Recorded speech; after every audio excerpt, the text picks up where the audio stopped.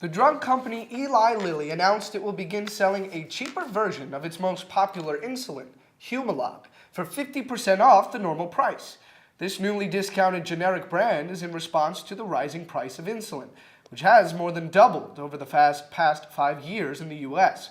Our Ariana Mount dives into what this means for people with diabetes.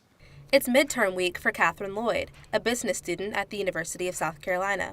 But her finance and real estate studies aren't the only thing on her mind.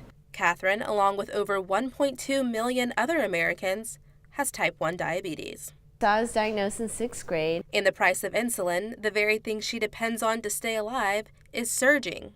I normally keep my insulin in the fridge. It just needs to stay cold. Humalog and Novolog, the two most common types of insulin, have seen the biggest jump in price. In 2016, the average cost of insulin rose to over $5,700, more than double the 2012 amount.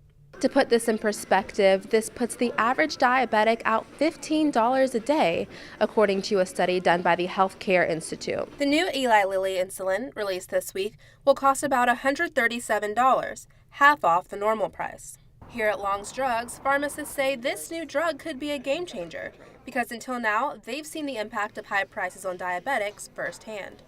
We've had patients in tears because this is a medication they need and then they don't have the money to pay for it.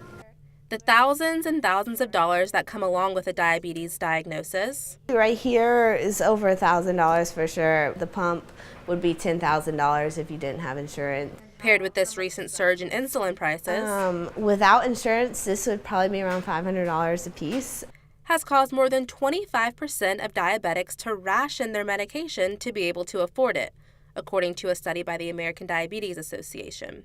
It's pretty hard to see that some companies would, keep on increasing their prices when they know diabetics are just going to, die if they don't have this necessity. And the new generic brand insulin potentially has those prices going in the right direction. And although Katherine's insurance doesn't currently cover that specific type of insulin, she's hopeful her policy will change soon. Ariana Mount, Carolina News. If you would like to get involved, the American Diabetes Association Tour de Cure is coming to South Carolina next month for a 5K. Registration is now open and you can find more information on their website.